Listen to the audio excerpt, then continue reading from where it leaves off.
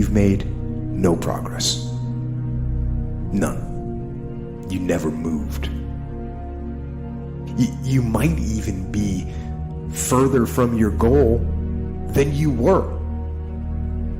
Why? Why did you let that happen? You think to yourself, maybe I can't do it. And so you give up. You let it fade. And you settle. You settle for mediocrity. You settle for average. You settle for, oh well. But no. Don't do that. Man, life's short. Go harder than you did last year. Whatever you thought you did, it wasn't enough. Go harder and find a way to enjoy it. That's when you mastered the game. Every problem that we have can be looked at two ways. We can look at it as a difficulty to get rid of, or we can look at it as a message from our true selves. Any problem comes along not in order to make our lives miserable, but actually in order to make our life less miserable. And the suffering that it imposes is an attempt to wake us up. Nobody in life is flawless. Nobody is perfect. It's impossible. You can try to be as perfect as you want, but ultimately you're going to come across mistakes. Right. You're going to come across flaws. And I think the real perfection is in perfecting your imperfection. The knowledge that you have emerged wiser and stronger from setbacks means that you are, ever after, secure in your ability to survive. You will never truly know yourself or the strength of your relationships until both have been tested by adversity. Such knowledge is a true gift for all that it is painfully won, and it has been worth more than any qualification I ever earned. It's all on you. Do something about it every day, do something that moves you toward that goal, that keeps the goal alive and in sight and in focus.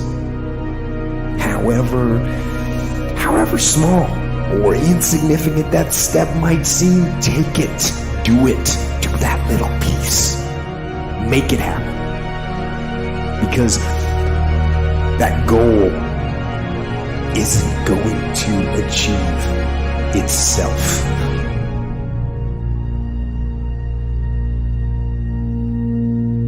Don't half-ass it. Don't half-ass it. I mean, think about it. If you're gonna do something, if you've chosen to do something, whatever it is, easy, hard, if you give it your all and you don't half-ass it, win, lose, draw, get what you want, don't get what you want, whatever the outcome is, if you don't half-ass it, at least you're not gonna have to wonder, oh, would the outcome have been different? What if I did give it my all? And boy, wondering that is what keeps us up at night. I think that the number one thing is you have to have a very clear vision, a very clear goal of where you want to go, because only then you will get there. You can have the best airplane or the best ship in the world, but if the captain doesn't know where to go, he will just drift around. If the pilot does not know where to go, he will just drift around with his plane. So I think the key thing is that we know where we're going. Don't listen to the naysayers, because there's always people out there that will tell you that you will not be able to do that, forget it, it's a stupid dream that you have, or a crazy vision, and those. Don't listen to the naysayers. If you find your passion, you're going to have this tremendous energy. It's sustainable energy.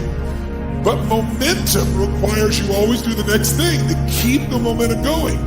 And the reason you get yourself in a passionate place is so that you change your life, and the only thing that changes your life is making a decision. So while you're in this passionate state, that's where you make decisions. A decision is the first step. Your mind is thinking about it.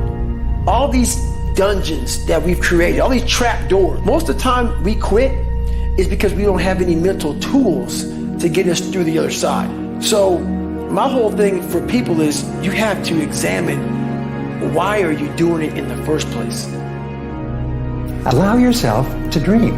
Allow yourself to imagine and fantasize about all your career goals and the kind of life you would really like to live. You have to have a dream if you want to make a dream come true. It's true for you and for everyone else as well.